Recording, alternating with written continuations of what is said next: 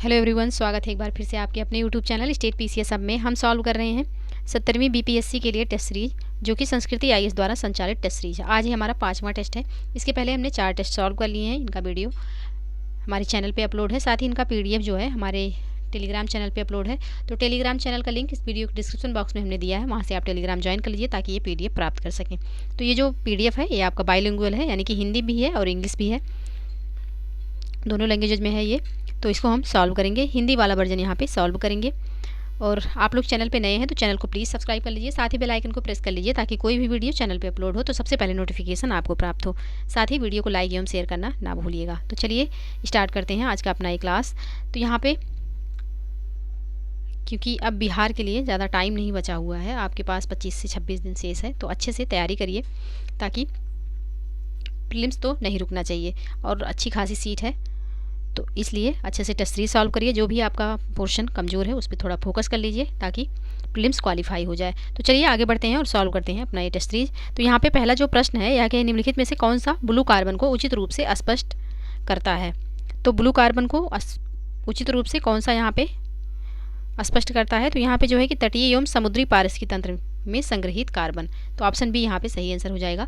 Blue carbon तटीय एवं समुद्री पारिस्थितिकी तंत्रों द्वारा संग्रहित कार्बन को संदर्भित करता है। ऑप्शन बी यहाँ पे बिल्कुल सही आंसर हो जाएगा। नेक्स्ट प्रश्न है, ग्लोबल लैंड आउटलुक रिपोर्ट निम्नलिखित में से किसके द्वारा जारी की जाती है। वैश्विक पर्यावरण सुविधा, प्रकृति संरक्षण के लिए अंतर्राष्ट्रीय संघ, या फिर विश्व प्रकृति संगठन, या फिर संयुक्त राष्ट्र मरुस्थलीय रोकथाम अभिसमय। तो ग्लोबल लैंड आउटलुक रिपोर्ट जो है यह संयुक्त राष्ट्र मरुस्थलीकरण रोकथाम अभिसमय के द्वारा जारी किया जाता है। ऑप्शन डी यहाँ पे सही आंसर हो जाएगा, यानी कि ये ग्लोबल लैंड आउटलुक रिपोर्ट जो है यह यूएनसीसीडी के द्वारा जारी किया जाता है। ऑप्शन डी यहाँ पे बिल्कुल सही आंसर होगा। नेक्स्ट प्रश्न है, निम्नलिखित में से कौन सी जैव विविधता के स्वस्थानीय संरक्षण की विधि नहीं है। वानस्पतिक उद्यान, पवित्र उपवन, वन्यजीव अभ्यारण्य, या फिर जैवमंडल निचय। तो यहाँ पे इसका सही जो आंसर हो जाएगा यह हो जाएगा वानस्पतिक उद्यान। वानस्पतिक उद्यान जो है यह स्वस्थानीय संरक्षण नहीं, यह बाह्य स्थानीय जैव विविधता संरक्षण का विधि है। तो ऑप्शन ए यहाँ पे सही आंसर हो जाएगा। बाकी पवित्र उपवन, वन्यजीव अभ्यारण्य और जैव मंडल निचय, ये तीनों जो हैं यह स्वस्थानीय संरक्षण की विधियाँ हैं जैव विविधता की। तो ऑप्शन ए यहाँ पे बिल्कुल सही आंसर हो जाएगा। नेक्स्ट प्रश्न है, जैवमंडल रिजर्व शब्द का सर्वप्रथम प्रयोग निम्नलिखित में से किसने किया था। ग्रीनेल्स, एडवर्ड सुयर्स, एजी टांसले, या फिर अर्नेस्ट हैकल। तो इसका जो सही आंसर हो जाएगा यह हो जाएगा आपका सही आंसर ऑप्शन बी हो जाएगा। एडवर्ड सुयस के द्वारा किया गया था जैवमंडल रिजर्व शब्द का सर्वप्रथम प्रयोग। तो ऑप्शन बी यहाँ पे बिल्कुल सही आंसर हो जाएगा। नेक्स्ट प्रश्न है प्रश्न संख्या 5, निम्नलिखित में से कौन से जैव विविधता ह्रास के कारणों में शामिल है। शाकाहार को प्रोत्साहन, वन्यजीवों का अवैध शिकार, वैश्विक तापन, बाह्य प्रजातियों का प्रवेश। कौन सा यहाँ पे जैव विविधता ह्रास के कारणों में शामिल है, तो इसका जो सही आंसर हो जाएगा शाकाहार को प्रोत्साहन। यह जैव विविधता का ह्रास इससे नहीं होता है, तो पहला यहाँ पे गलत हो जाएगा। बाकी दूसरा, तीसरा एवं चौथा, ये तीनों कारण जो हैं यह जैव विविधता के ह्रास में अपना योगदान देते हैं। तो इसका जो सही आंसर हो जाएगा यह हो जाएगा ऑप्शन सी। ऑप्शन सी यहाँ पे बिल्कुल सही आंसर होगा। नेक्स्ट प्रश्न है आपका, निम्नलिखित गैसों को ग्रीन हाउस प्रभाव में उनके योगदान के अनुसार आरोही क्रम में व्यवस्थित कीजिए तथा नीचे दिए गए कूट का प्रयोग करके सही उत्तर का चयन कीजिए। तो यहाँ पे इनके योगदान के हिसाब से यहाँ पे इनको क्रम से लगाना है। तो सबसे ज़्यादा यहाँ पे जो होगा यह हो जाएगा कार्बन डाइऑक्साइड, सबसे पहले नंबर पर आएगा। यानी कि कार्बन डाइऑक्साइड का जो है ग्रीन हाउस प्रभाव में इनका जो परसेंट देखा जाए तो 60% ये अपना योगदान देती हैं। मीथेन, तो मीथेन आपका 20% का योगदान देती है, 20%। नाइट्रस ऑक्साइड, तो नाइट्रस ऑक्साइड जो है इसका योगदान 6% का होता है। और साथ ही क्लोरोफ्लोरोकार्बन जो है इसका परसेंट जो होता है 14% का योगदान देती है वैश्विक तापन में। तो इसका जो सही कूट हो जाएगा यह हो जाएगा 3, 1, 4, 2। 3, 1, 4, 2 इसका सही कूट हो जाएगा। तो 3, 1, 4, 2 किस ऑप्शन में है, तो यहाँ पे ऑप्शन डी में है। ऑप्शन डी इसका सही आंसर हो जाएगा। नेक्स्ट प्रश्न है, सकरफिश एवं शार्क के मध्य संबंध निम्नलिखित में से किस समष्टि अन्योन्य क्रिया को प्रदर्शित करता है। तो यह प्रदर्शित करता है आपके सहभोजिता को। ऑप्शन बी यहाँ पे सही आंसर हो जाएगा।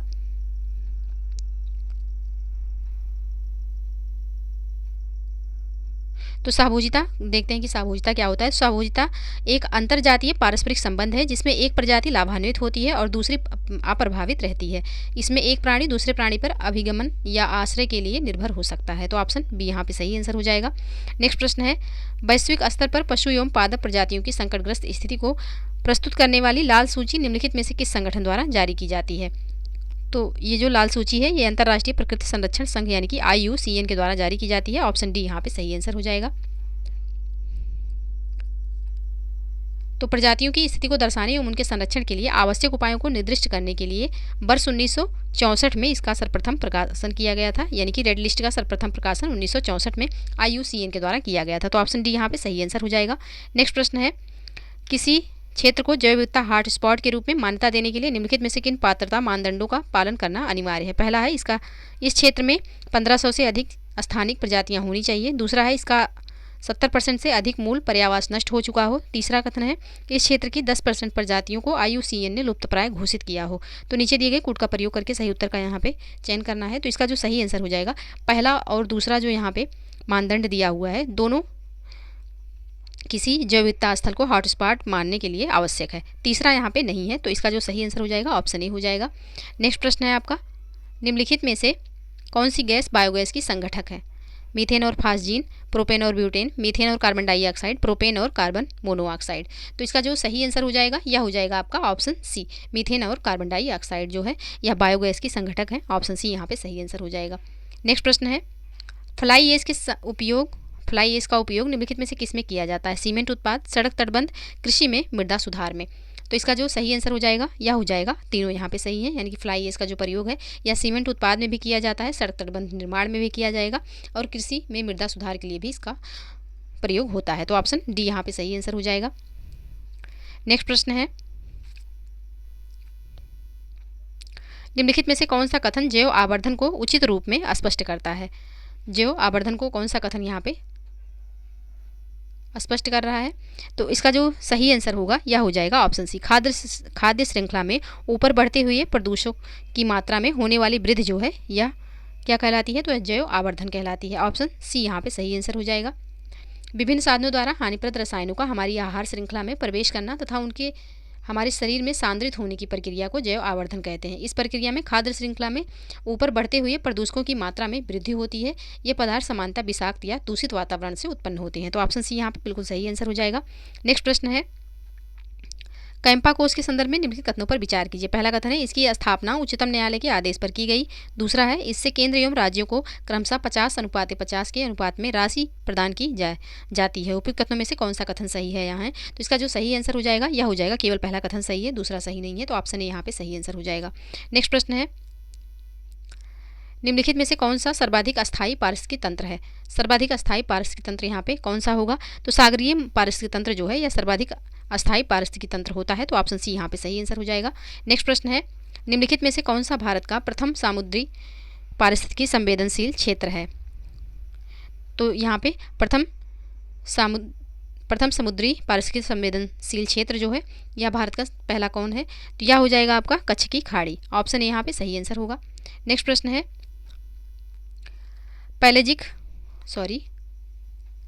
पैलेजिक बायोम के संदर्भ में निम्नलिखित कथनों पर विचार कीजिए। पहला है, यह सागर के तटीय क्षेत्र में 200 मीटर की गहराई तक विस्तृत है। दूसरा कथन है, इसमें मुख्यतः फाइटोप्लैंक्टन एवं जूप्लैंक्टन जीव पाए जाते हैं।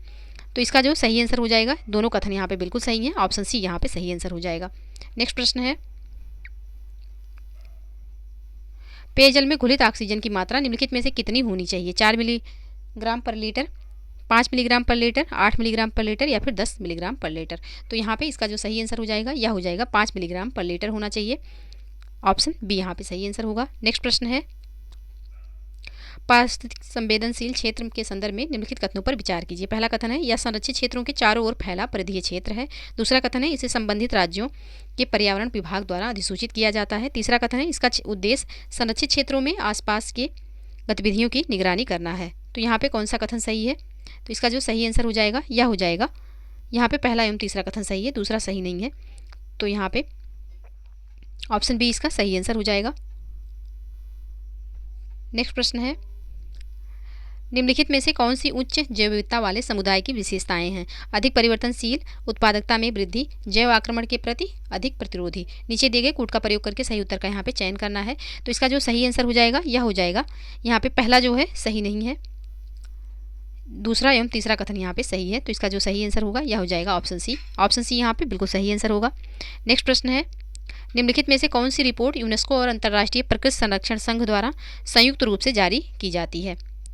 क्लाइमेट ट्रांसपेरेंसी रिपोर्ट, विश्व धरोहर हिमनद रिपोर्ट, वैश्विक कार्बन बजट रिपोर्ट या फिर वैश्विक जलवायु स्थिति रिपोर्ट। कौन सी रिपोर्ट इसमें यूनेस्को और अंतर्राष्ट्रीय प्रकृति संरक्षण संघ द्वारा जारी की जाती है संयुक्त रूप से? तो इसका जो सही आंसर हो जाएगा यह हो जाएगा आपका ऑप्शन बी। विश्व धरोहर हिमनद रिपोर्ट जो है यह यूनेस्को और अंतर्राष्ट्रीय प्रकृति संरक्षण संघ के द्वारा जारी की जाती है। ऑप्शन बी यहाँ पे सही आंसर हो जाएगा। नेक्स्ट प्रश्न है,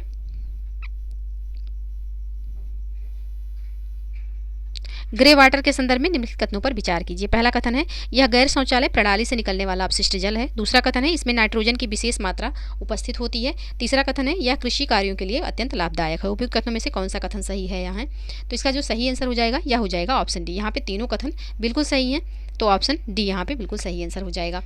नेक्स्ट प्रश्न है, निम्नलिखित में से किसे भारत का पहला जैव विविधता विरासत स्थल घोषित किया गया?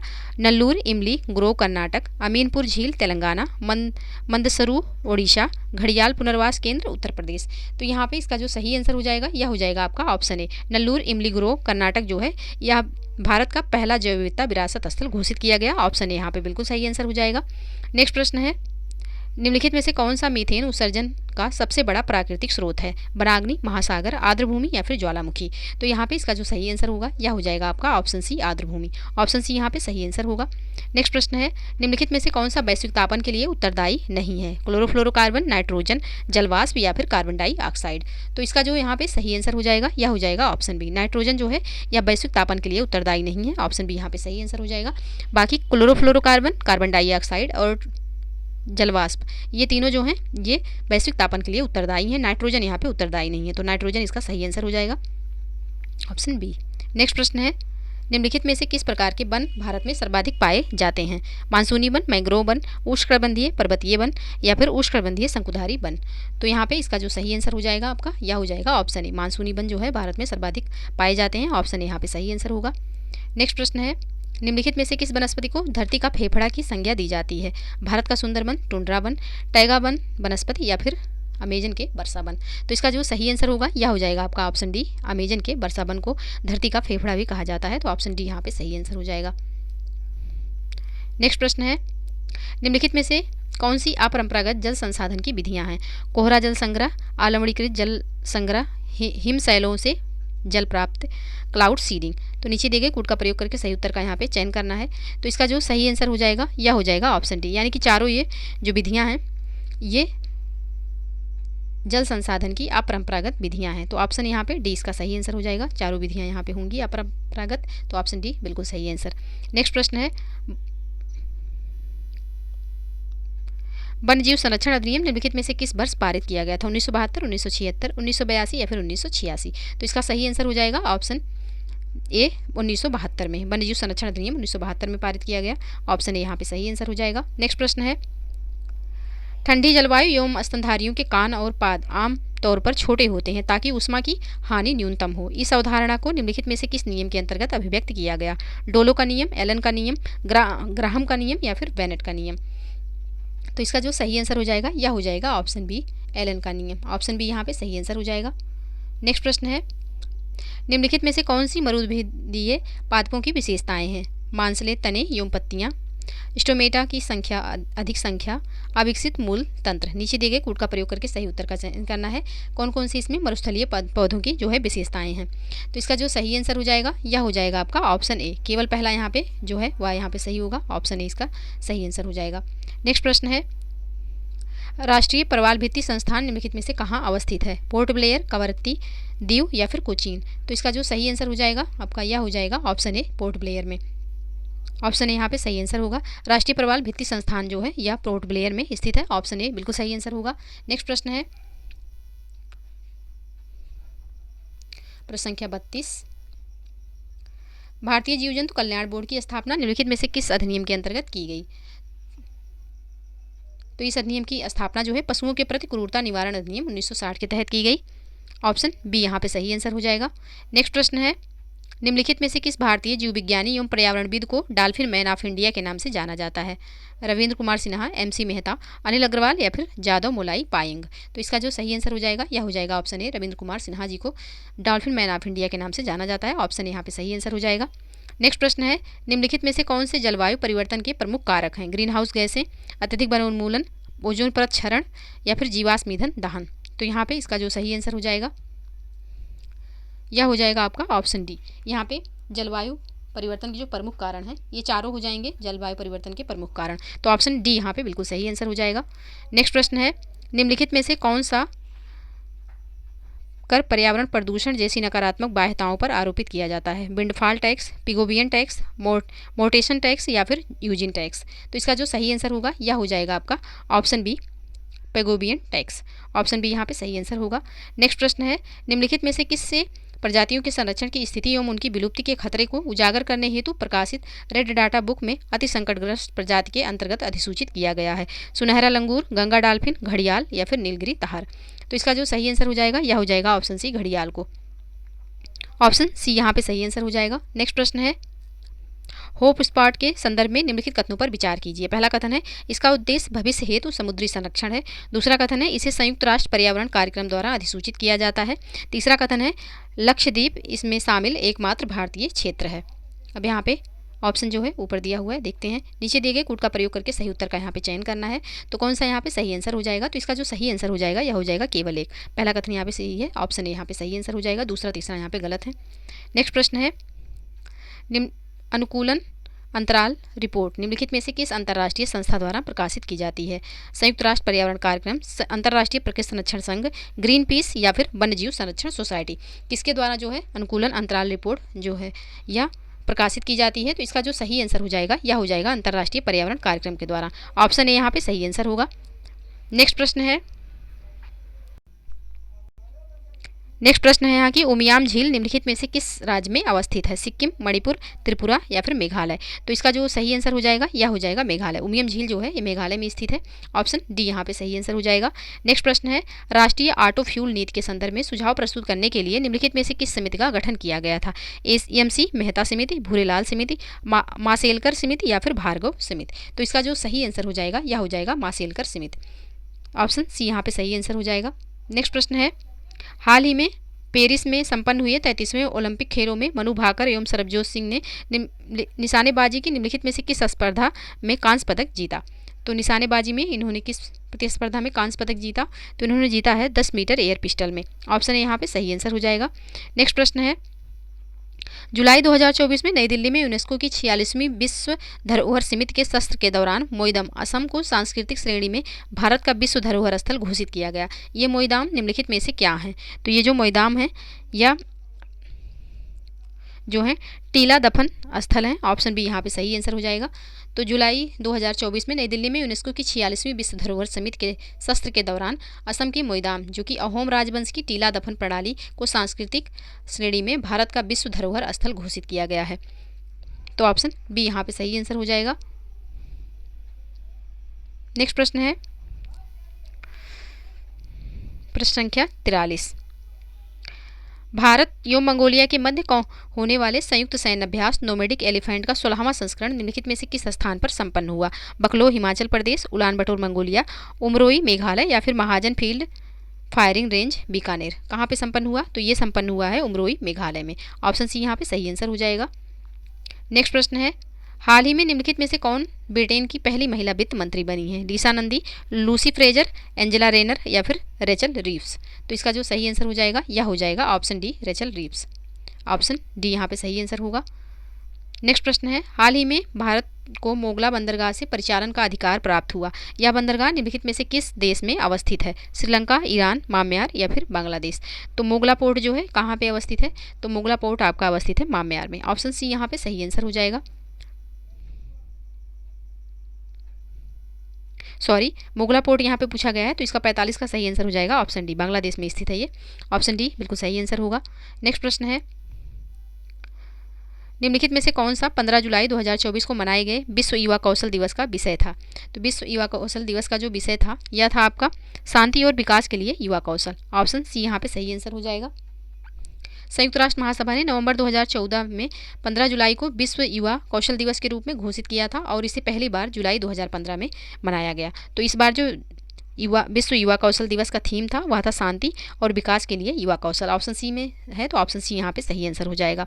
नेक्स्ट प्रश्न है, हाल ही में केंद्र सरकार द्वारा मानस हेल्पलाइन नंबर को प्रारंभ किया गया। निम्नलिखित में से कौन सा इस हेल्पलाइन नंबर का उद्देश्य है? तो इसका उद्देश्य हो जाएगा मादक द्रव्यों से संबंधित मामलों की रिपोर्ट करना। ऑप्शन बी यहाँ पे बिल्कुल सही आंसर होगा। नेक्स्ट प्रश्न है, हाल ही में सार्वजनिक क्षेत्र के निम्नलिखित में से किस उद्यम को नवरत्न कंपनी का दर्जा प्रदान किया गया? तो ये जो दर्जा प्रदान किया गया है यह प्रदान किया गया मझगांव डाक शिप बिल्डर्स लिमिटेड को। ऑप्शन यहाँ पे सही आंसर हो जाएगा। नेक्स्ट प्रश्न है, हाल ही में अंतर्राष्ट्रीय मुद्रा कोष द्वारा जारी किए गए कृत्रिम बुद्धिमत्ता तत्परता सूचकांक 2024 में भारत को निम्नलिखित में से कौन सा स्थान प्राप्त हुआ है? तो भारत का जो स्थान है इसमें यह है 72वां। ऑप्शन सी यहाँ पे सही आंसर हो जाएगा। नेक्स्ट प्रश्न है, हाल ही में निम्नलिखित में से किसे गांधी मंडेला पुरस्कार 2020 से सम्मानित किया गया? तो किसे सम्मानित किया गया? तो यह सम्मानित किया गया है रिगोबेरता मेंचू को। ऑप्शन बी यहाँ पे सही आंसर हो जाएगा। ये जो हैं ये ग्वाटेमाला के मानवाधिकार कार्यकर्ता हैं, इनको जो है गांधी मंडल पुरस्कार 2020 प्रदान किया गया। ऑप्शन बी यहाँ पे सही आंसर हो जाएगा। नेक्स्ट प्रश्न है, राष्ट्रीय हरित न्यायाधिकरण के संदर्भ में निम्नलिखित कथनों पर विचार कीजिए। पहला है, यह एक वैधानिक निकाय है। दूसरा कथन है, इसके निर्णयों के विरुद्ध अपील 90 दिनों के भीतर उच्च न्यायालय में की जा सकती है। तीसरा कथन है, यह संबंधित मामलों में 1 वर्ष के भीतर निर्णय देने के लिए बाध्य है। अब यहाँ पे उपयुक्त कथनों में से कौन सा कथन सही है यहाँ है? तो इसका जो सही आंसर हो जाएगा यह हो जाएगा आपका ऑप्शन ए। केवल पहला कथन यहाँ पे सही है। ऑप्शन ए यहाँ पे सही आंसर हो जाएगा। नेक्स्ट प्रश्न है, हाल ही में समाचारों में रही ब्लू पैंसी निम्नलिखित में से क्या है?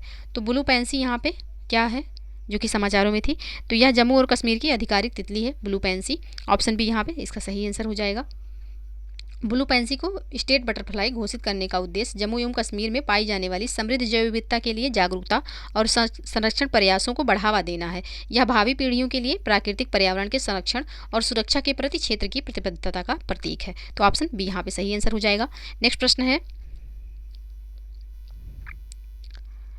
निम्नलिखित में से कौन से ग्लासगो में आयोजित COP26 शिखर सम्मेलन में भारत द्वारा अपनाए गए पंचामृत लक्ष्यों में शामिल है? ऑप्शन देखते हैं। वर्ष 2025 तक अपनी गैर जीवाश्म ऊर्जा क्षमता को बढ़ाकर 500 गीगावाट करना। दूसरा है, वर्ष 2030 तक कुल ऊर्जा आवश्यकताओं का 50% नवीनीकरण ऊर्जा से प्राप्त करना। तीसरा है, वर्ष 2030 तक कुल अनुमानित कार्बन उत्सर्जन में 1 अरब टन की कमी करना। और चौथा कथन है, वर्ष 2070 तक न्यूअल शून्य उत्सर्जन का लक्ष्य प्राप्त करना। तो यहाँ पे ग्लासगो में आयोजित COP26 का जो भारत द्वारा अपनाया गया पंचामृत लक्ष्यों में से इसमें से कौन कौन से शामिल हैं? तो इसका जो सही आंसर हो जाएगा यह हो जाएगा आपका ऑप्शन सी, यानी कि पहला यहाँ पे शामिल नहीं है, दूसरा, तीसरा एवं चौथा इसमें शामिल है। तो इसका जो सही आंसर होगा यह हो जाएगा ऑप्शन सी। नेक्स्ट प्रश्न है, निम्नलिखित युग्मों में से कौन सा सही सुमेलित नहीं है? एक तरफ सतत विकास लक्ष्य है, दूसरी तरफ विषय दिया हुआ है। सतत विकास लक्ष्य 7 जो है सस्ती और स्वच्छ ऊर्जा, सतत विकास लक्ष्य 10 असमानता में कमी, सतत विकास लक्ष्य जो है 13 जलवायु परिवर्तन, सतत विकास लक्ष्य स्वच्छ जल एवं स्वच्छता। तो यहाँ पे ऑप्शन डी जो है यह सही सुमेलित नहीं है, क्योंकि सतत विकास लक्ष्य जो 15 है यानी कि SDG जो 15 है यह सतत उपयोग को बढ़ावा देने वाले स्थलीय पारिस्थितिकीय प्रणालियों, सुरक्षित जंगलों, भूमि क्षरण और जैव विविधता के बढ़ते नुकसान को रोकने का प्रयास है। तो ऑप्शन डी जो है यहाँ पे सही सुमेलित नहीं है, यही इसका आंसर हो जाएगा। बाकी यहाँ पे SDG 7 सस्ती और स्वच्छ ऊर्जा, SDG 10 असमानता में कमी और SDG 13 जो है जलवायु परिवर्तन से संबंधित, ये तीनों बिल्कुल सही सुमेलित हैं। ऑप्शन डी यहाँ पे सही सुमेलित नहीं है, इसका आंसर हो जाएगा। नेक्स्ट प्रश्न है, इकोमार्क के संदर्भ में निम्नलिखित कथनों पर विचार कीजिए। पहला कथन है, इसे वाणिज्य एवं उद्योग मंत्रालय द्वारा प्रदान किया जाता है। दूसरा है, यह पर्यावरणीय अनुकूल उत्पादों को दिया जाता है। तीसरा है, भारत सरकार द्वारा 17 उत्पादों के लिए इकोमार्क मानदंड निर्धारित किए गए हैं। अब उपयुक्त कथनों में से कौन सा कथन सही है यहाँ है? तो इसका जो सही आंसर हो जाएगा केवल दूसरा एवं तीसरा कथन सही है, पहला कथन सही नहीं है। तो ऑप्शन बी यहाँ पे सही आंसर हो जाएगा। नेक्स्ट प्रश्न है, जीरो टिलेज फार्मिंग के संदर्भ में निम्नलिखित कथनों पर विचार कीजिए। पहला कथन है यह मृदा अपरदन के प्रभाव को कम करने में सहायक है। दूसरा है इसमें फसल को सापेक्षता शीघ्रता से प्राप्त किया जा सकता है। तीसरा कथन है यह ग्रीन हाउस प्रभाव को कम करने में उपयोगी है। तो यहाँ पे कौन सा कथन सही है, उपयुक्त कथनों में से कौन सा कथन सही है? तो इसका जो सही आंसर हो जाएगा यह हो जाएगा आपका ऑप्शन डी, यानी कि तीनों कथन बिल्कुल सही हैं। ऑप्शन डी इसका सही आंसर होगा। नेक्स्ट प्रश्न है निम्नलिखित में से कौन से जलीय आवासों की उत्पादकता को सीमित करने वाले कारक हैं? सूर्य का प्रकाश, घुलित ऑक्सीजन, अपारदर्शिता या फिर तापमान। तो यहाँ पे कौन कौन से हैं नीचे दिए गए कूट का प्रयोग करके सही उत्तर का चयन करना है। तो इसका जो सही आंसर हो जाएगा यह हो जाएगा आपका ऑप्शन सी यहाँ पे सही आंसर होगा, यानी कि अपारदर्शिता जो है यह नहीं होगा। बाकी सूर्य का प्रकाश, घुलित ऑक्सीजन और तापमान ये तीनों होंगे। तो ऑप्शन सी इसका सही आंसर हो जाएगा।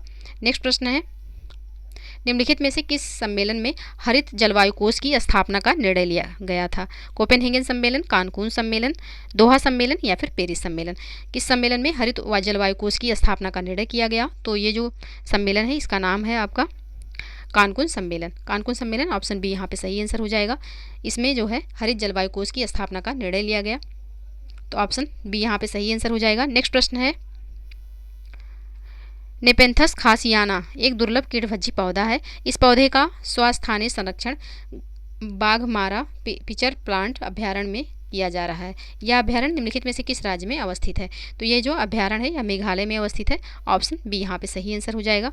नेक्स्ट प्रश्न है पारिस्थितिकी तंत्र में ऊर्जा स्थानांतरण के संदर्भ में निम्नलिखित में से किसने 10% का नियम प्रतिपादित किया? Charles Elton, E P. Odum, Lindeman या फिर ए.जी. डांसले। तो इसका जो सही आंसर हो जाएगा यह हो जाएगा आपका ऑप्शन सी लिंडेमान। ऑप्शन सी यहाँ पे सही आंसर हो जाएगा। इन्हीं का जो है 10% का नियम है। ऑप्शन सी बिल्कुल सही आंसर होगा। नेक्स्ट प्रश्न है निम्नलिखित में से कौन सा युग्म सही सुमेलित नहीं है? राष्ट्रीय उद्यान राज्य, अंशी राष्ट्रीय उद्यान कर्नाटक, बंसदा राष्ट्रीय उद्यान गुजरात, एराविकुलम राष्ट्रीय उद्यान तमिलनाडु, गलाथिया राष्ट्रीय उद्यान अंडमान एवं निकोबार। तो कौन सा यहाँ पे सही सुमेलित नहीं है? तो इसका जो सही आंसर हो जाएगा ऑप्शन सी एराविकुलम जो यहाँ पे दिया हुआ है तमिलनाडु, यह सही सुमेलित नहीं है। ऑप्शन सी इसका सही आंसर होगा।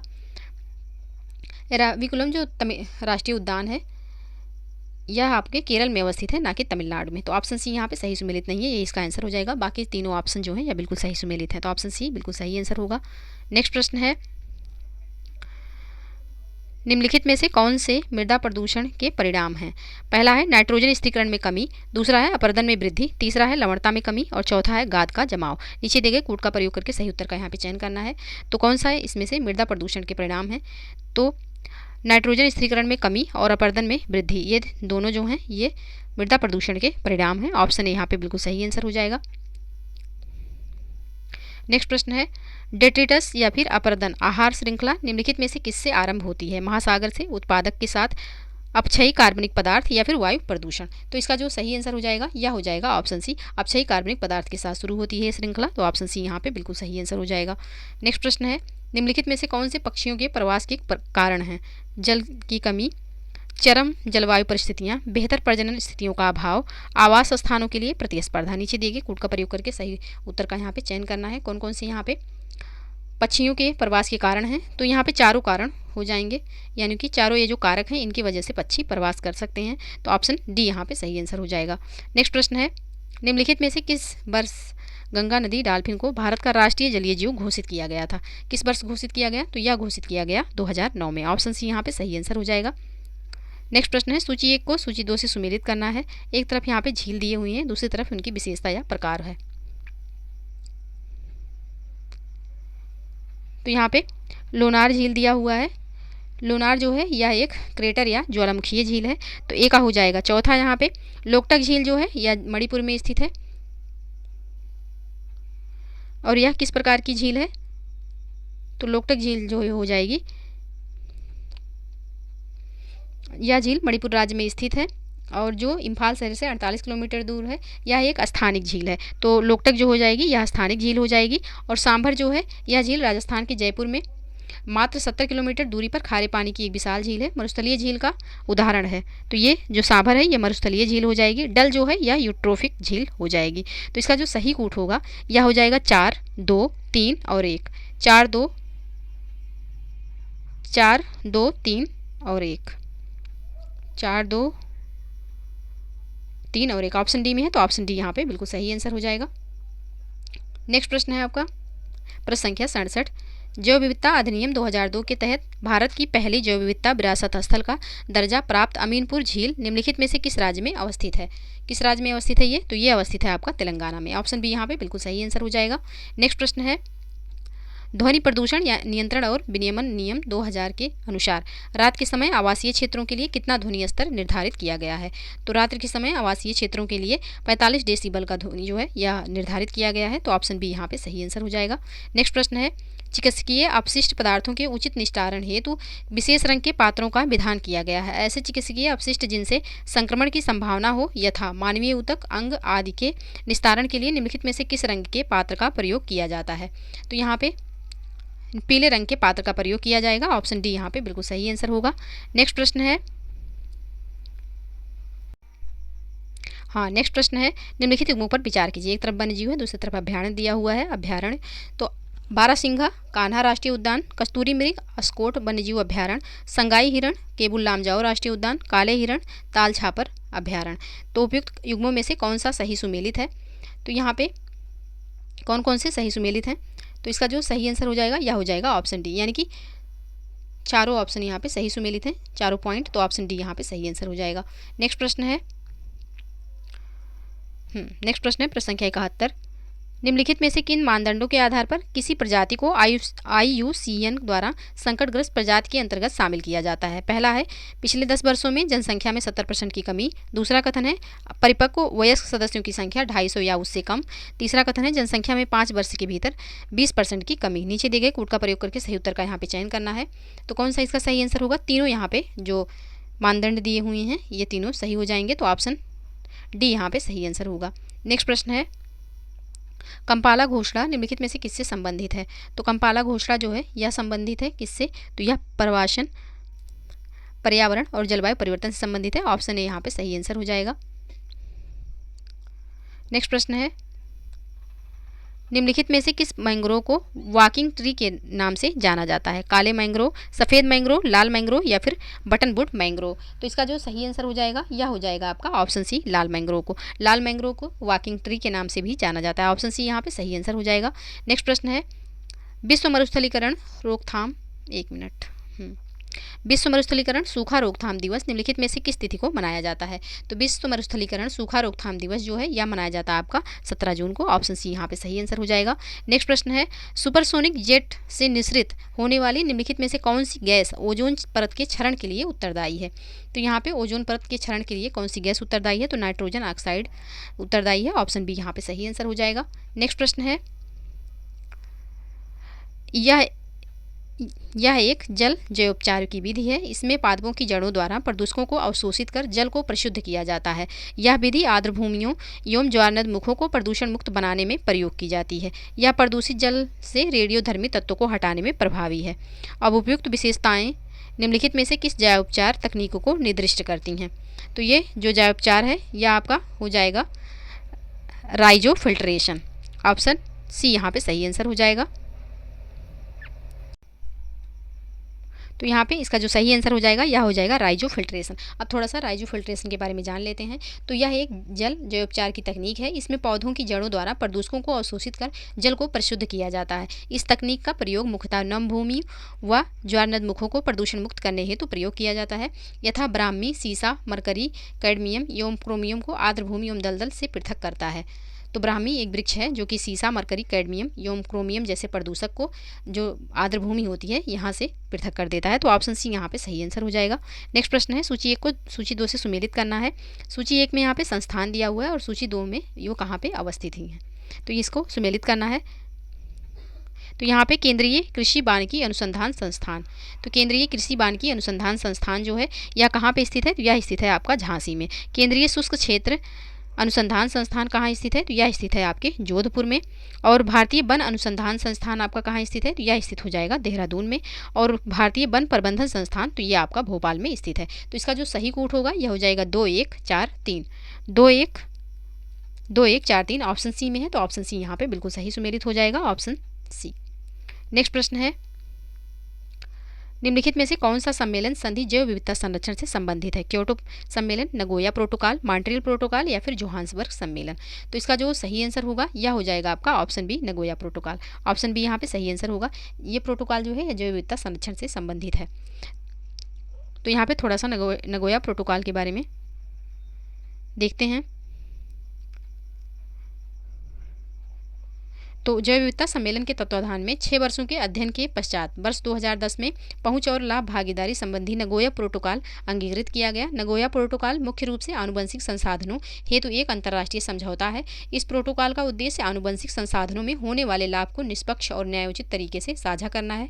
नगोया प्रोटोकॉल का उद्देश्य विकास के साथ साथ लोगों का जैव विविधता संरक्षण में योगदान को बढ़ावा देना भी है। तो ऑप्शन बी यहाँ पे बिल्कुल सही आंसर हो जाएगा। नेक्स्ट प्रश्न है, प्रकृति के संरक्षण एवं जलवायु परिवर्तन के प्रति लोगों का जागरूक करने के उद्देश्य से निम्नलिखित में से किस संस्था द्वारा अर्थ आवर अभियान का आयोजन किया जाता है? तो अर्थ आवर अभियान का आयोजन जो है यह विश्व वन्यजीव कोष के द्वारा किया जाता है। ऑप्शन बी यहाँ पे सही आंसर हो जाएगा।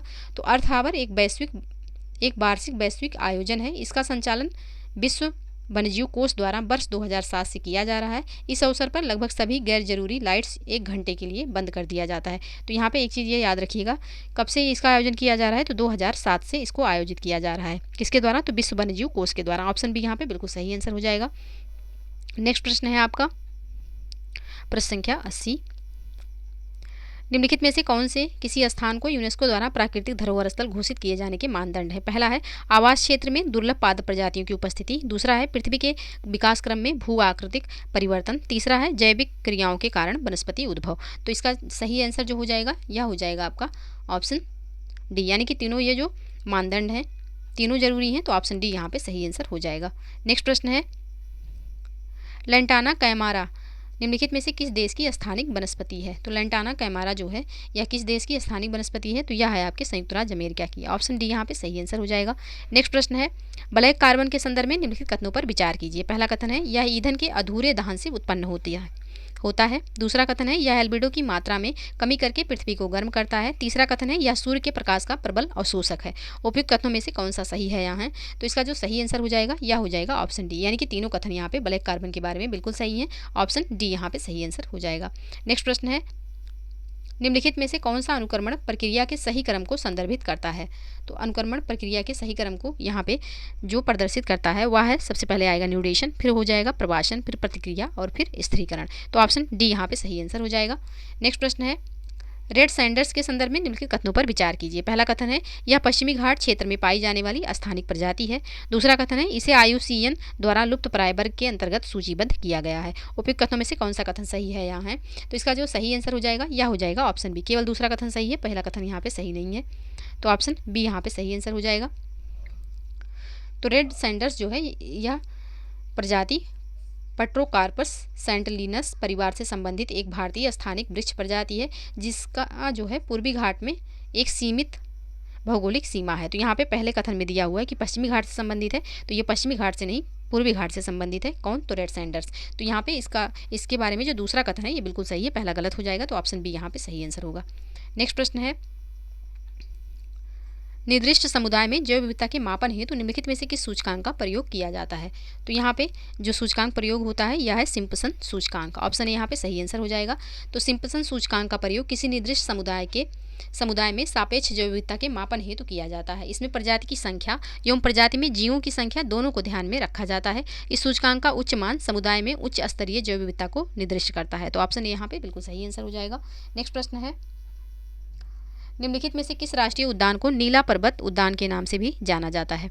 नामदफा राष्ट्रीय उद्यान, सिरोही राष्ट्रीय उद्यान, फांगपुई राष्ट्रीय उद्यान या फिर बालपक्रम राष्ट्रीय उद्यान। तो यहाँ पे इसका जो सही आंसर हो जाएगा यह हो जाएगा फांगपुई राष्ट्रीय उद्यान को नीला पर्वत उद्यान के नाम से भी जाना जाता है। ऑप्शन सी यहाँ पे सही आंसर हो जाएगा। नेक्स्ट प्रश्न है, तो इस प्रश्न का सही आंसर हो जाएगा फांगपुई राष्ट्रीय उद्यान, जो कि कहाँ पे स्थित है? तो यह मिजोरम में स्थित है। ऑप्शन सी यहाँ पे सही आंसर हो जाएगा। ऑप्शन सी यहाँ पे बिल्कुल सही आंसर हो जाएगा। नेक्स्ट प्रश्न है आपका, जैवमंडल रिजर्व के लिए आरक्षित क्रोड क्षेत्र के संदर्भ में निम्नलिखित कथनों में से कौन सा सही नहीं है? तो यह जैवमंडल क्षेत्र का सबसे आंतरिक भाग होता है, बिल्कुल सही है। यहाँ पर शोध कार्य के लिए अनुमति प्रदान की गई है, गलत है। यहाँ आर्थिक दृष्टि से महत्वपूर्ण प्रजातियाँ एवं आनुवंशिक कोष संरक्षित है, बिल्कुल सही है। ऑप्शन डी में है, यहाँ स्थानिक एवं जैव विविधता की दृष्टि से महत्वपूर्ण जीवों के अनुकूल आवास हैं। तो ये भी कथन यहाँ पे सही है। तो यहाँ पे पूछा गया है कि जैव मंडल रिजर्व के लिए आरक्षित क्रोड क्षेत्र के संदर्भ में निम्नलिखित में से कौन सा यहाँ पे सही नहीं है। तो यहाँ पे ऑप्शन बी जो दिया हुआ है यह सही नहीं है, यानी कि यहाँ पर शोध कार्य के लिए अनुमति नहीं दी जाती है। तो ऑप्शन बी बिल्कुल सही आंसर हो जाएगा। नेक्स्ट प्रश्न है, बॉम्बे नेचुरल हिस्ट्री सोसाइटी की स्थापना निम्नलिखित में से किस वर्ष की गई। तो बॉम्बे नेचुरल हिस्ट्री सोसाइटी की स्थापना जो है कब की गई, तो यह की गई 1883 में। ऑप्शन यहाँ पे सही आंसर हो जाएगा। नेक्स्ट प्रश्न है, राष्ट्रीय स्वच्छ वायु कार्यक्रम के संदर्भ में निम्नलिखित कथनों पर विचार कीजिए। पहला है, इसे केंद्रीय प्रदूषण नियंत्रण बोर्ड द्वारा प्रारंभ किया गया। दूसरा कथन है, इसका उद्देश्य वर्ष 2025-26 तक PM10 के संकेंद्रण के स्तर में 40% की कमी करना है। उपयुक्त कथनों में से कौन सा कथन सही है यहाँ है, तो इसका जो सही आंसर हो जाएगा यह हो जाएगा आपका ऑप्शन बी। केवल दूसरा कथन सही है, पहला यहाँ पे सही नहीं है। तो ऑप्शन बी यहाँ पे सही आंसर हो जाएगा। राष्ट्रीय स्वच्छ वायु कार्यक्रम को जनवरी 2019 में पर्यावरण, वन एवं जलवायु परिवर्तन मंत्रालय द्वारा देश भर में वायु प्रदूषण की समस्या से निपटने के लिए एक दीर्घकालिक समयबद्ध राष्ट्रीय स्तर की रणनीति के रूप में शुरू किया गया था। तो यहाँ पे इसका जो प्रारंभ किया गया था यह किया गया था पर्यावरण, वन एवं जलवायु परिवर्तन मंत्रालय के द्वारा, ना कि केंद्रीय प्रदूषण नियंत्रण बोर्ड के द्वारा। तो पहला कथन गलत हो जाएगा, सिर्फ दूसरा सही है। ऑप्शन बी यहाँ पे सही आंसर होगा। नेक्स्ट प्रश्न है आपका प्रश्न संख्या 90, समाचारों में रहने वाला ग्रीन वॉशिंग पद निम्नलिखित में से किसे संदर्भित करता है। तो ग्रीन वॉशिंग शब्द जो है यह संदर्भित करता है आपके किसी कंपनी द्वारा अपने उत्पाद व सेवाओं के पर्यावरणीय अनुकूल होने का झूठा दावा करना। ऑप्शन बी यहाँ पे सही आंसर हो जाएगा। नेक्स्ट प्रश्न है, हाल ही में निम्नलिखित में से किस जनपद में बिहार के पहले बर्ड म्यूजियम के निर्माण का निर्णय लिया गया। तो बिहार में जो बर्ड म्यूजियम बनाया जाएगा यह बनाया जाएगा जमुई जनपद में। ऑप्शन सी यहाँ पे सही आंसर हो जाएगा। नेक्स्ट प्रश्न है, हाल ही में निम्नलिखित में से कौन सा देश की पहली ट्रांसजेंडर पुलिस उप निरीक्षक बनी है। तो पहली ट्रांसजेंडर उप निरीक्षक जो बनी है यह बनी है मानवी मधु कश्यप। ऑप्शन डी यहाँ पे सही आंसर हो जाएगा। नेक्स्ट प्रश्न है, हाल ही में ब्रिटेन में हुए आम चुनाव में भारतीय मूल के कनिष्क नारायण ने जीत दर्ज की है। ये बिहार के निम्नलिखित में से किस जिले से संबंधित हैं। तो ये बिहार के जो है मुजफ्फरपुर से संबंधित है। ऑप्शन ए यहाँ पे सही आंसर हो जाएगा। नेक्स्ट प्रश्न है, जुलाई 2024 में निम्नलिखित में से किसने बिहार विधान परिषद के नए सभापति के रूप में पदभार ग्रहण किया है। तो ये पदभार ग्रहण किया गया अवधेश नारायण सिंह के द्वारा। ऑप्शन बी यहाँ पे सही आंसर हो जाएगा। नेक्स्ट प्रश्न है, हाल ही में निम्नलिखित में से कौन सा राज्य हिंदी में मेडिकल की पढ़ाई कराने वाला भारत का दूसरा राज्य बन गया है। तो इसका जो सही आंसर होगा यह हो जाएगा आपका बिहार। ऑप्शन डी यहाँ पे सही आंसर हो जाएगा। नेक्स्ट प्रश्न है, और हिंदी में मेडिकल की पढ़ाई कराने वाला जो पहला राज्य है यह आपका MP यानी कि मध्य प्रदेश हो जाएगा। पहला मध्य प्रदेश है और दूसरा आपका बिहार हो जाएगा। तो इसका जो सही आंसर होगा ऑप्शन डी होगा। नेक्स्ट प्रश्न है, हाल ही में बिहार के राज्यपाल विश्वनाथ आर्लेकर ने बापू इन बिहार, गांधी जीस pilgrimage in search of truth का विमोचन किया। इस पुस्तक के लेखक निम्नलिखित में से कौन है। तो इस पुस्तक के जो लेखक हैं यह हैं अनिल कुमार। ऑप्शन सी यहाँ पे सही आंसर हो जाएगा। नेक्स्ट प्रश्न है, केंद्रीय बजट 2024 के अंतर्गत बिहार के लिए नए एक्सप्रेसवे की घोषणा की गई है। निम्नलिखित में से कौन से एक्सप्रेसवे इनमें सम्मिलित हैं। पटना पूर्णिया एक्सप्रेसवे, गोपालगंज गया expressway, Buxar Bhagalpur expressway, Muzaffarpur Kishanganj expressway. यहाँ पे नीचे दिए गए कोड का प्रयोग करके सही उत्तर का चयन करना है। तो इसका जो सही आंसर हो जाएगा यह हो जाएगा ऑप्शन ए, यानी कि पहला एवं तीसरा जो एक्सप्रेसवे है यह यहाँ पे शामिल है। तो ऑप्शन ए इसका सही आंसर हो जाएगा। नेक्स्ट प्रश्न है, हाल ही में संपन्न हुए लोकसभा चुनाव 2024 में बिहार में निम्नलिखित में से किसने मतों की दृष्टि से सबसे बड़ी जीत दर्ज की। तो सबसे बड़ी जीत जो दर्ज की गई है किसके द्वारा, तो ये जीत दर्ज की गई है राजभूषण चौधरी जो कि मुजफ्फरपुर से थे, इनके द्वारा। तो ऑप्शन डी यहाँ पे सही आंसर हो जाएगा। नेक्स्ट प्रश्न है, बिहार राज्य का पहला हॉकी टर्फ ग्राउंड निम्नलिखित में से किस जिले में निर्मित किया गया। दरभंगा, भोजपुर, नालंदा, रोहतास। कहाँ पे निर्मित किया गया, तो यह निर्मित किया गया है नालंदा में। ऑप्शन सी यहाँ पे सही आंसर हो जाएगा। नेक्स्ट प्रश्न है आपका, हाल ही में बिहार की लक्ष्मी झा निम्नलिखित में से किस पर्वत चोटी पर तिरंगा फहराने वाली पहली भारतीय महिला बनी है। तो लक्ष्मी झा जो बनी है यह बनी है माउंट किनाबालू पर। ऑप्शन ए यहाँ पे सही आंसर हो जाएगा।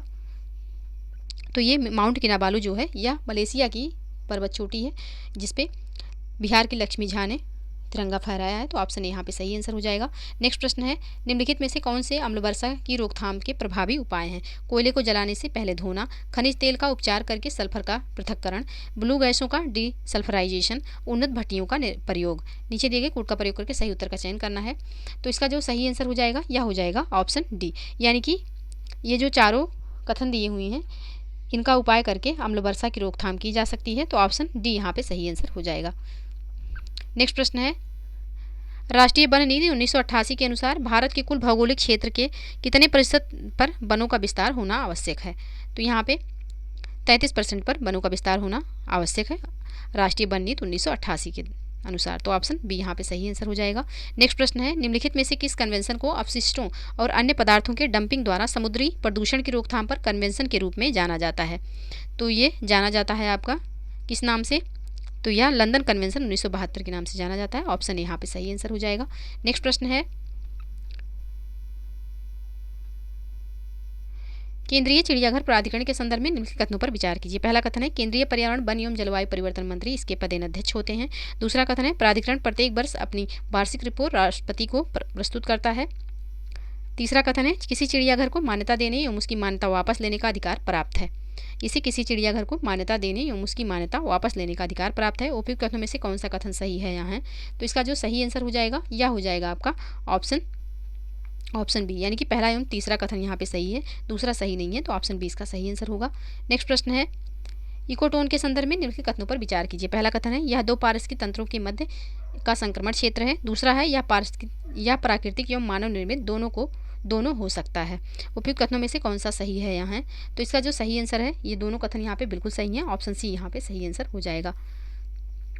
नेक्स्ट प्रश्न है, निम्नलिखित में से किस विषय पर सुझाव प्रस्तुत करने के लिए कस्तूरी रंगन समिति का गठन किया गया था? प्लास्टिक अपशिष्ट निपटान, नदियों को जोड़ना, जल संरक्षण या फिर पश्चिमी घाट का संरक्षण? तो इसका जो सही आंसर हो जाएगा यह हो जाएगा ऑप्शन डी, पश्चिमी घाट के संरक्षण के लिए 2012 में कस्तूरी रंगन समिति का गठन हुआ था। 2012 में इस समिति का गठन हुआ था, ऑप्शन डी यहाँ पे सही आंसर हो जाएगा। नेक्स्ट प्रश्न है, वन्यजीव अभ्यारण्य के संदर्भ में निम्नलिखित कथनों पर विचार कीजिए। पहला कथन है, इसकी स्थापना राज्य सरकार द्वारा की जाती है। दूसरा कथन है, ये किसी विशेष जीव प्रजाति के संरक्षण स्थल हैं। तीसरा है, इनमें सीमित मानव गतिविधियों की अनुमति होती है। तो यहाँ पे कौन सा कथन इसका सही है? तो यहाँ पे तीनों कथन बिल्कुल सही है, ऑप्शन डी इसका सही आंसर हो जाएगा।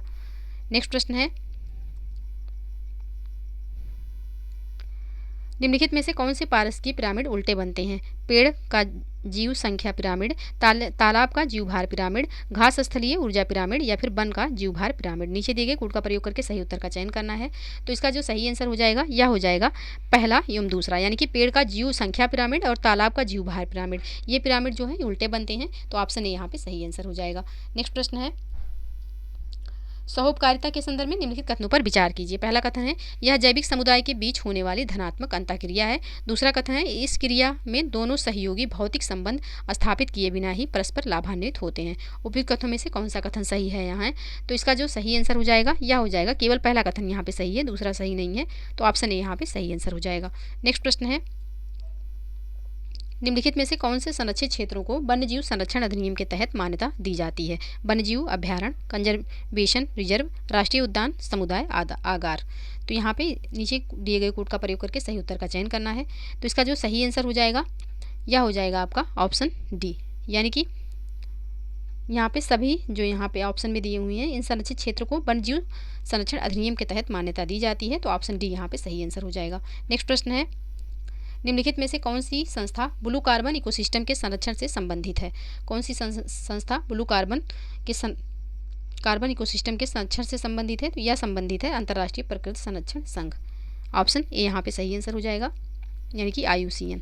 नेक्स्ट प्रश्न है, हुलाक गिब्बन निम्नलिखित में से किस वन्यजीव अभ्यारण्य में पाया जाता है? तो हुलाक गिब्बन जो है यह पाया जाता है आपके मानस वन्यजीव अभ्यारण्य जो कि असम में स्थित है, तो ऑप्शन ए यहाँ पे सही आंसर हो जाएगा। नेक्स्ट प्रश्न है, पारा को मृदा से पृथक करने के लिए निम्नलिखित में से किस जैवोपचार का प्रयोग किया जाता है? तो ये जो है फाइटोवोलाटिलाइजेशन का प्रयोग किया जाता है, ऑप्शन बी यहाँ पे सही आंसर हो जाएगा। यह क्या होता है इसको थोड़ा सा जानते हैं।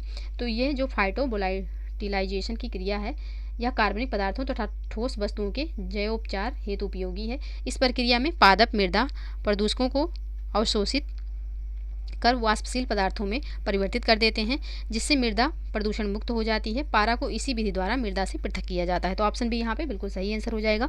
नेक्स्ट प्रश्न है, सूची 1 को सूची 2 से सुमेलित करना है। सूची 1 में पवित्र वन दिए हुए हैं और सूची 2 में राज्य दिए हुए हैं, यानी कि किस राज्य में वे स्थित हैं। तो इसको सुमेलित करना है, इसको सुमेलित करते हैं। तो ओरन यहाँ पे पहला पवित्र वन ओरन है, तो ये किस स्थान से संबंधित है, तो ये राजस्थान से संबंधित है। सरना, तो सरना जो हो जाएगा आपका झारखंड से हो जाएगा। देवरा काडू आपका कर्नाटक से संबंधित है। और सरपा काबू जो है यह तमिलनाडु से संबंधित है। तो इसका जो सही कूट होगा यह हो जाएगा आपका 3 4 2 1। 3 4 2 1 इसका सही ऑप्शन होगा। 3 4 2 1 ऑप्शन डी में है, तो ऑप्शन डी इसका बिल्कुल सही आंसर हो जाएगा। नेक्स्ट प्रश्न है, पर्यावरण संरक्षण एवं सुधार हेतु प्रदान किया जाने वाला ग्लोबल 500 पुरस्कार निम्नलिखित में से किस संगठन द्वारा प्रदान किया जाता है। तो ये जो संगठन है यह है संयुक्त राष्ट्र पर्यावरण कार्यक्रम। इसके द्वारा ग्लोबल 500 पुरस्कार प्रदान किया जाता है, जो कि पर्यावरण संरक्षण के लिए दिया जाता है। तो ऑप्शन यहाँ पे सही आंसर हो जाएगा। नेक्स्ट प्रश्न है आपका प्रश्न संख्या 116, ऊष्मगतिकी के प्रथम नियम के संदर्भ में निम्नलिखित कथनों पर विचार कीजिए। पहला है, इसे ऊर्जा के संरक्षण के नियम के नाम से जाना जाता है। दूसरा है, पारिस्थितिकी तंत्र में ऊर्जा का प्रवाह इसी नियम का अनुसरण करता है। तो इसका जो सही आंसर हो जाएगा यह होगा आपका ऑप्शन ए। केवल पहला कथन सही है, दूसरा सही नहीं है, तो ऑप्शन ए यहाँ पे सही आंसर हो जाएगा। नेक्स्ट प्रश्न है, रेड मड के संदर्भ में निम्नलिखित कथनों पर विचार कीजिए। पहला कथन है, यह एल्यूमिनियम का उप उत्पाद है। दूसरा है, इसमें आर्सेनिक, पारा, कैडमियम जैसी भारी धातुएं पाई जाती हैं। तीसरा कथन है, यह अत्यधिक क्षारीय होने के कारण मृदा के लिए हानिकारक होता है। अब नीचे दिए गए कोड का प्रयोग करके सही आंसर यहाँ पे बताना है। तो यहाँ पे तीनों कथन जो दिए हुए हैं रेडमड के संदर्भ में बिल्कुल सही है, ऑप्शन डी यहाँ पे सही आंसर हो जाएगा। नेक्स्ट प्रश्न है, लियोपोल्ड मैट्रिक्स विधि निम्नलिखित में से किससे संबंधित है। तो लियोपोल्ड मैट्रिक्स विधि जो है यह किससे संबंधित है, तो यह आपका संबंधित है पर्यावरणीय प्रभाव आकलन से। ऑप्शन बी यहाँ पे सही आंसर हो जाएगा। नेक्स्ट प्रश्न है, सूची 1 को सूची 2 से सुमेलित करना है। एक में जल में अधिकता और दूसरी तरफ रोग, यानी कि अगर जल में इन प्रदूषकों की अधिकता हो जाती है तो कौन सा रोग होता है, इनको सुमेलित करना है।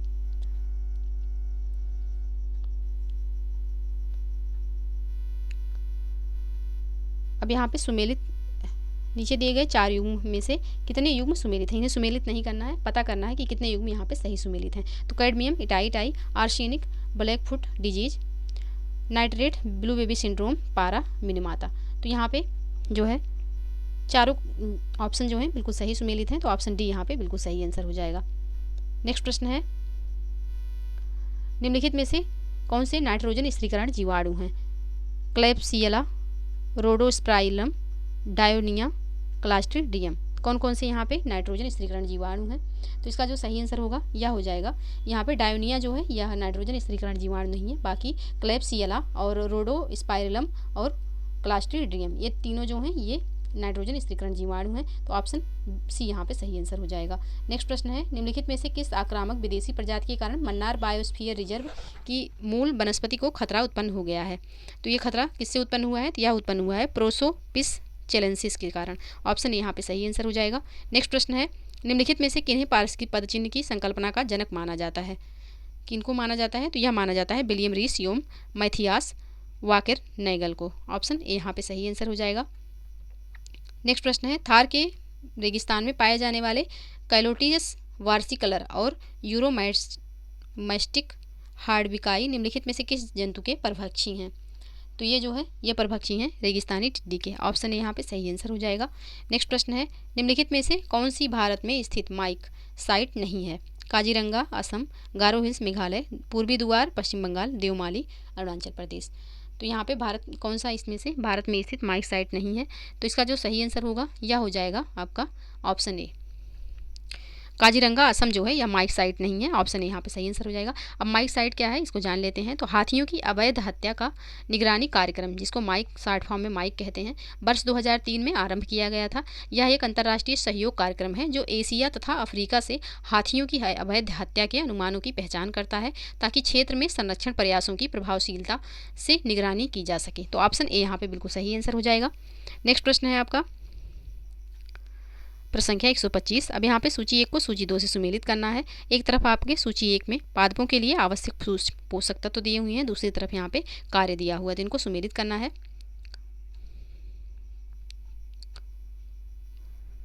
तो यहाँ पे जिंक जो है ऑक्सीजन का निर्माण करता है। मैग्नीज जो है यह क्लोरोफिल का निर्माण करता है। पोटेशियम जो है यह आपका पादप रोगों पर नियंत्रण करता है। बोरान जो है यह पौधों की वृद्धि में सहायक है। तो इसका जो सही कूट हो जाएगा 1, 2, 3, 4 हो जाएगा, यानी कि ये क्रम में ही दिया हुआ है, तो ऑप्शन ए इसका सही आंसर हो जाएगा। नेक्स्ट प्रश्न है, भारत का पहला डुगोंग संरक्षण रिजर्व निम्नलिखित में से किस स्थान पर स्थापित किया गया है? तो यह स्थापित किया गया है पाक की खाड़ी में। ऑप्शन ए यहाँ पे सही आंसर हो जाएगा।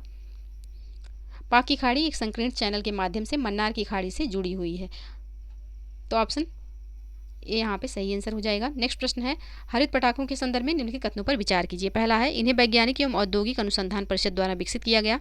दूसरा है, इनमें बेरियम यौगिक का प्रयोग किया जाता है। तीसरा कथन है, इनका ध्वनि स्तर 110 से 125 डेसिबल के मध्य होता है। उपयुक्त कथनों में से कौन सा कथन सही है? यहाँ है तो यहाँ पे पहला एवं तीसरा कथन सही है, दूसरा कथन यहाँ पे सही नहीं है, तो ऑप्शन बी इसका सही आंसर हो जाएगा। नेक्स्ट प्रश्न है, निम्नलिखित में से कौन सा जीव शीत निष्क्रियता का गुण प्रदर्शित करता है? चमगादड़, मगरमच्छ, सैलामेंडर या फिर ग्रेटर सिरेन? तो इसका जो सही आंसर हो जाएगा यह हो जाएगा चमगादड़। चमगादड़ जो है यह शीत निष्क्रियता का गुण प्रदर्शित करता है। ऑप्शन यहाँ पे सही आंसर हो जाएगा। नेक्स्ट प्रश्न है, भारत को निम्नलिखित में से कितने जैव भौगोलिक क्षेत्रों में विभाजित किया गया है? तो भारत को 10 जैव भौगोलिक क्षेत्रों में विभाजित किया गया। ऑप्शन सी यहाँ पे सही आंसर हो जाएगा। नेक्स्ट प्रश्न है, निम्नलिखित में से कौन त्रिग्रहीय संकट में शामिल हैं? जलवायु परिवर्तन, गरीबी व भूखमरी, जैव विविधता हानि, समुद्री अम्लीकरण, प्रदूषण व अपशिष्ट? तो इसका जो सही आंसर हो जाएगा यह हो जाएगा ऑप्शन ए, यानी कि जलवायु परिवर्तन, जैव विविधता हानि और प्रदूषण व अपशिष्ट, ये तीनों जो है किसमें शामिल हैं? तो त्रिग्रहीय संकट में शामिल हैं। तो ऑप्शन ए यहाँ पे सही आंसर हो जाएगा। नेक्स्ट प्रश्न है, लाल चंदन के संदर्भ में निम्नलिखित में से कौन सा कथन सही नहीं है? तो लाल चंदन के बारे में अभी हमने ऊपर पढ़ा, रेड सैंडल्स के बारे में, कौन सा कथन यहाँ पे सही नहीं है? यहाँ पे ये जो दिया हुआ है कि यह मूल रूप से पश्चिमी घाट के जंगलों में पाया जाता है, ये सही नहीं है। यह पूर्वी घाट के जंगलों में पाया जाता है, तो यही इसका सही आंसर हो जाएगा, क्योंकि पूछा गया है कि कौन सा लाल चंदन के संदर्भ में सही नहीं है, तो ऑप्शन ए यहाँ पे सही आंसर हो जाएगा। नेक्स्ट प्रश्न है, वायु गुणवत्ता सूचकांक में निम्नलिखित में से कौन से प्रदूषक शामिल हैं? PM10, nitrogen dioxide, carbon dioxide, ammonia, methane? कौन कौन से इसमें से वायु गुणवत्ता सूचकांक में शामिल हैं? तो इसका जो सही आंसर हो जाएगा यहाँ पे आपका PM10 शामिल है, नाइट्रोजन ऑक्साइड शामिल है, आपका अमोनिया शामिल है। तो इसका जो सही कूट होगा यह हो जाएगा 1, 2 और 4, यानी कि कार्बन डाइऑक्साइड और मीथेन इसमें शामिल नहीं है, तो ऑप्शन ए इसका सही आंसर हो जाएगा। राष्ट्रीय वायु गुणवत्ता सूचकांक के अंतर्गत 8 वायु प्रदूषकों को शामिल किया गया। अब इन वायु प्रदूषकों को देख लेते हैं। पहला है आपका PM2.5, sulphur dioxide, PM10, ozone, carbon monoxide, nitrogen dioxide, ammonia और सीसा। तो ये 8 जो है कारक इसमें शामिल हैं, 8 प्रदूषक, तो ऑप्शन ए यहाँ पे इसका सही आंसर हो जाएगा। नेक्स्ट प्रश्न है, वन्यजीव संरक्षण की निम्नलिखित परियोजनाओं को कालक्रमानुसार व्यवस्थित कीजिए तथा नीचे दिए गए कूट का प्रयोग कर सही उत्तर चुनिए। तो यहाँ पे हंगुल परियोजना 1970 की है, हंगुल परियोजना 1970 की। बाघ परियोजना आपकी 1973 की है, 1973 की। हाथी परियोजना 1992 की हो जाएगी हाथी परियोजना। गैडा परियोजना आपकी है 1987 की, 1987 की। तो यहाँ पे इसका जो सही कूट होगा, सबसे पहले आएगा हंगुल परियोजना, फिर आपका आ जाएगा बाघ परियोजना, फिर आ जाएगा आपका गैडा परियोजना और फिर लास्ट में हाथी परियोजना। तो इसका जो सही कूट होगा 3, 1, 4, 2 हो जाएगा। 3, 1, 4, 2 ऑप्शन डी में है, ऑप्शन डी इसका सही आंसर होगा। नेक्स्ट प्रश्न है,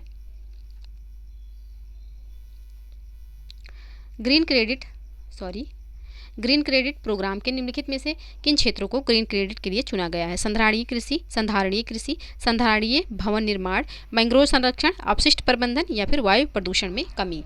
तो कौन यहाँ पे ग्रीन क्रेडिट प्रोग्राम में ग्रीन क्रेडिट के लिए चुना गया है, किनको किनको? तो इसका जो सही आंसर हो जाएगा यहाँ पे सभी चुने गए हैं, ऑप्शन डी इसका सही आंसर हो जाएगा।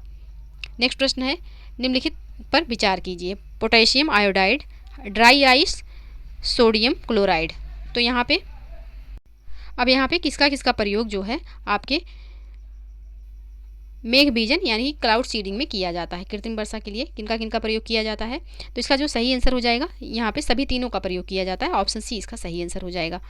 नेक्स्ट प्रश्न है, पर्यावरणीय संदर्भ में प्रयुक्त होने वाला पद सांस्कृतिक सुपोषण निम्नलिखित में से किसे संदर्भित करता है? तो सांस्कृतिक सुपोषण जो है या मानवीय गतिविधियों के कारण झीलों की आयु में वृद्धि के लिए यह जो है संदर्भित करता है, तो ऑप्शन सी यहाँ पे बिल्कुल सही आंसर हो जाएगा। नेक्स्ट प्रश्न है, सेंडाई फ्रेमवर्क निम्नलिखित में से किससे संबंधित है? तो सेंडाई फ्रेमवर्क जो है यह किससे संबंधित है? तो यह आपदा जोखिम न्यूनीकरण से संबंधित है। ऑप्शन ए यहाँ पे सही आंसर हो जाएगा। नेक्स्ट प्रश्न है, निम्नलिखित में से किस राष्ट्रीय उद्यान को साइबेरियाई सारस के प्रजनन स्थल के रूप में जाना जाता है? किसको जाना जाता है? तो यह जाना जाता है केवलादेव घाना राष्ट्रीय उद्यान को। ऑप्शन बी यहाँ पे सही आंसर हो जाएगा, जो कि राजस्थान के भरतपुर जिले में स्थित है। तो ऑप्शन बी बिल्कुल सही आंसर। नेक्स्ट प्रश्न है, प्लास्टिक अपशिष्ट प्रबंधन संशोधन नियम 2024 के संदर्भ में निम्नलिखित कथनों पर विचार कीजिए। पहला कथन है, बायोडिग्रेडेबल प्लास्टिक कैरी बैग या वस्तुओं के उत्पादन से पूर्व CPCB से अनुमति लेना आवश्यक है। दूसरा कथन है, विस्तारित उत्पादक जिम्मेदारी बाध्यता को सुपरमार्केट और ऑनलाइन प्लेटफॉर्म तक विस्तारित किया गया है। तीसरा कथन है, उत्पादक और आयातक SPCB को त्रैमासिक रिपोर्ट प्रस्तुत करेंगे। तो यहाँ पे उपयुक्त तथ्यों में से कौन से कथन सही हैं? तो इसका जो सही आंसर हो जाएगा यह हो जाएगा ऑप्शन डी, यानी कि तीनों कथन यहाँ पे बिल्कुल सही दिए हुए हैं। ऑप्शन डी यहाँ पे सही आंसर होगा। नेक्स्ट प्रश्न है, नमामि गंगे कार्यक्रम के संदर्भ में निम्नलिखित कथनों पर विचार कीजिए। पहला कथन है, यह कार्यक्रम वर्ष 2014 में आरंभ किया गया। दूसरा कथन है, वर्तमान में इस कार्यक्रम को वर्ष 2030 तक बढ़ा दिया गया है। तो कौन सा कथन यहाँ पे सही होगा? तो केवल यहाँ पे पहला कथन सही है, दूसरा सही नहीं है। तो ऑप्शन ए इसका सही आंसर हो जाएगा। ऑप्शन ए यहाँ पे सही आंसर होगा। नेक्स्ट प्रश्न है,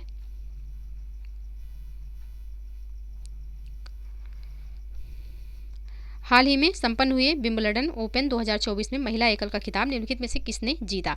तो इसका खिताब जो है यह बारबरा क्रेजिस्कोवा ने जीता है। ऑप्शन ए यहाँ पे सही आंसर हो जाएगा। ये फाइनल मैच में बारबरा क्रेजिस्कोवा ने इटली की जैस्मीन पाओलिनी को हराया। तो ऑप्शन ए यहाँ पे सही आंसर हो जाएगा। नेक्स्ट प्रश्न है, हाल ही में निम्नलिखित में से कौन महिला टेस्ट क्रिकेट के इतिहास में सबसे तेज दोहरा शतक बनाने वाली भारतीय महिला खिलाड़ी बनी हैं? कौन बन गई हैं? तो यह बनी है आपकी शेफाली वर्मा। ऑप्शन बी यहाँ पे सही आंसर हो जाएगा। नेक्स्ट प्रश्न है, हाल ही में अफगानिस्तान पर तीसरे संयुक्त राष्ट्र सम्मेलन का आयोजन निम्नलिखित में से किस स्थान पर किया गया? तो इसका जो आयोजन किया गया यह दोहा कतर में किया गया। ऑप्शन ए इसका सही आंसर हो जाएगा। नेक्स्ट प्रश्न है, हाल ही में रक्षा अनुसंधान एवं विकास संगठन द्वारा रुद्रम फर्स्ट का सफल परीक्षण किया गया। यह निम्नलिखित में से क्या है? तो रुद्रम फर्स्ट जो है यह आपका क्या है? तो यह है anti radiation missile. Option B यहाँ पे सही आंसर हो जाएगा। नेक्स्ट प्रश्न है, हाल ही में जारी किए गए पर्यावरण प्रदर्शन सूचकांक 2024 में निम्नलिखित में से किस देश को शीर्ष स्थान प्राप्त हुआ है? तो यहाँ पे जो शीर्ष स्थान प्राप्त हुआ है यह एस्टोनिया को प्राप्त हुआ है। ऑप्शन सी यहाँ पे सही आंसर हो जाएगा। नेक्स्ट प्रश्न है आपका, हाल ही में समाचारों में रही पुस्तक power with in the leadership legacy of Narendra Modi के लेखक निम्नलिखित में से कौन है? तो इसके जो लेखक हैं यह आपके आर बालासुब्रमण्यम हैं। तो ऑप्शन डी यहाँ पे सही आंसर हो जाएगा। नेक्स्ट प्रश्न है, जुलाई 2024 में निम्नलिखित में से किस राज्य ने राज्य के किसानों को आर्थिक सहायता प्रदान करने के लिए मुख्यमंत्री किसान सम्मान निधि योजना प्रारंभ किया है? तो ये योजना जो है इसके द्वारा शुरू की गई, तो यह शुरू की गई है राजस्थान सरकार द्वारा। ऑप्शन सी यहाँ पे सही आंसर हो जाएगा। नेक्स्ट प्रश्न है, हाल ही में कारगिल विजय दिवस के अवसर पर प्रधानमंत्री ने विश्व की सर्वाधिक ऊंची सुरंग परियोजना सिकुनला सुरंग परियोजना का शुभारंभ किया। इसका निर्माण कितनी ऊंचाई पर किया जाएगा? तो इसका निर्माण जो है यह किया जाएगा 15,800 फीट की ऊंचाई पर। ऑप्शन सी यहाँ पे सही आंसर होगा। नेक्स्ट प्रश्न है, हाल ही में गौरव पांडे को हिंदी भाषा के लिए साहित्य अकादमी युवा पुरस्कार से सम्मानित किया गया। इन्हें यह पुरस्कार इनके निम्नलिखित में से किस कृति के लिए प्रदान किया गया? तो इनको जो ये पुरस्कार दिया गया है यह दिया गया है स्मृतियों के बीच घिरी पृथ्वी के लिए। ऑप्शन डी यहाँ पे सही आंसर हो जाएगा। नेक्स्ट प्रश्न है, हाल ही में निम्नलिखित में से किस देश ने सामूहिक सुरक्षा संधि संगठन CSTO से बाहर होने की घोषणा की? किसने घोषणा की है? तो यह घोषणा आर्मेनिया के द्वारा किया गया है। ऑप्शन ए यहाँ पे सही आंसर हो जाएगा। तो ये रहे 150 प्रश्न जिनको हमने सॉल्व किया। आई होप कि आप लोगों को वीडियो पसंद आया हो। वीडियो पसंद आए तो प्लीज़ लाइक एवं शेयर कर दीजिएगा। चैनल पे यदि नए हैं तो चैनल को प्लीज़ सब्सक्राइब कर लीजिए। तो आज के लिए बस इतना ही, मिलते हैं नेक्स्ट वीडियो में। तब तक के लिए आप लोग पढ़ते रहिए, स्वस्थ रहिए। जय हिंद, जय भारत।